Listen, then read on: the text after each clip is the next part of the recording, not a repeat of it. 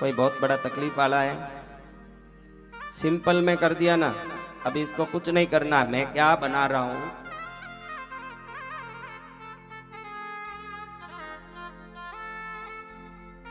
इसको धन वृक्ष बोलते हैं। क्या? पेगन जात के आदिवासी इसका उपयोग करके अरबों रुपया को आकाश से मंगाते थे। ये गुप्त रहस्यमय रूप है जिसको बाहर नहीं पाड़ा जाता, बाहर दिखाया नहीं जाता है, लेकिन भारत का हर व्यक्ति सक्षम हो ये भाव से मैं ये बाहर दिखा रहा हूं। इसको क्या है? धन वृक्ष बोलते हैं। क्या बोलते हैं? कभी देखो मैं इलायची बरास पर्स में रखने भी बोलता हूं कि समृद्धि बना रहेगा, ये रखो, लेकिन जब वो उसका समय पूरा हो जाता, सुगंध खत्म हो जाता, तो फिर वो काम नहीं करता है।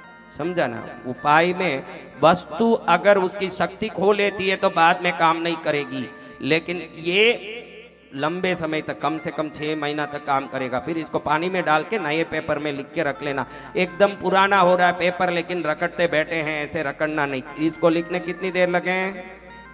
मैंने कितनी देर में लिखा ये? 1 सेकंड में लिखा है। 5 सेकंड का ही लिए हुआ। या जोड़ना है। समझ गया? समझ गया?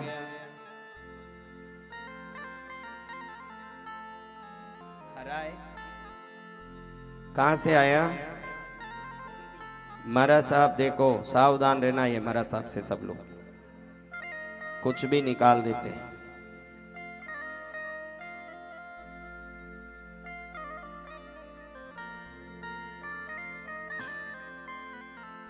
पहले ही लिख दिया था, इसलिए अब डबल लिखने से थोड़ा गड़बड़ होगा।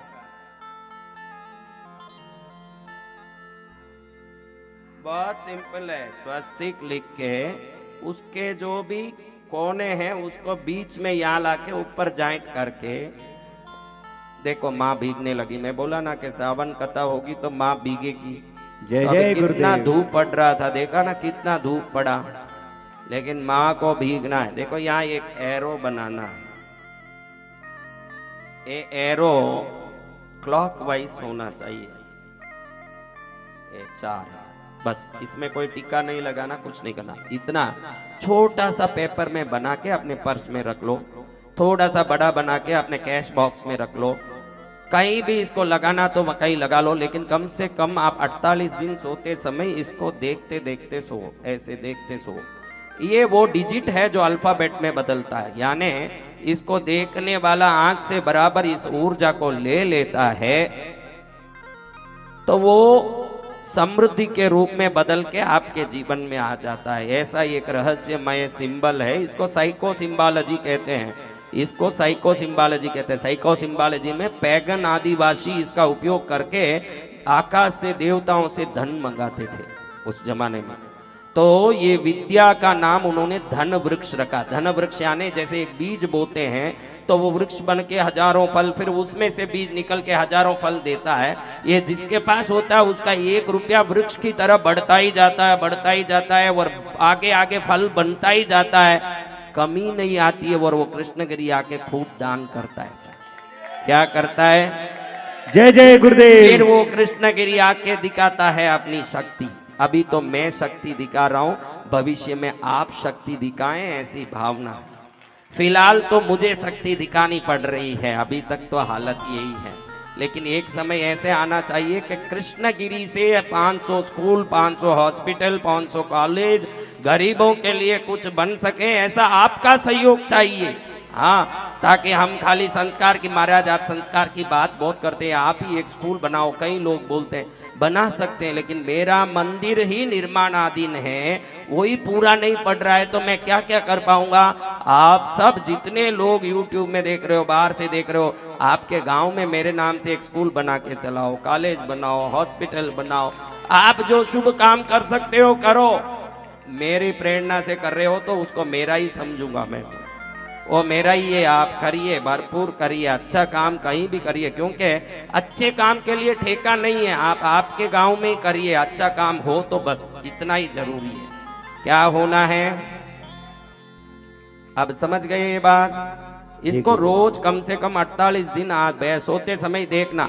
देखने के बाद दूसरा काम नहीं करना, जब एकदम नींद आ रहा हो तभी देखना। ये देखने के बाद हर हालत में सो जाना चाहिए, उसके बाद कोई काम करोगे तो ये काम नहीं करेगा। ऐसे ही नींद ले लोगे तो ये चिन्ह अंदर घुस के बाहर से समृद्धि के व्यवस्थाओं को तैयारी करने में लग जाता है।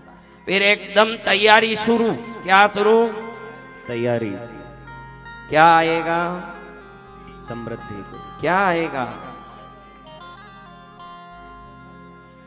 इस चिन्ह का नाम क्या है?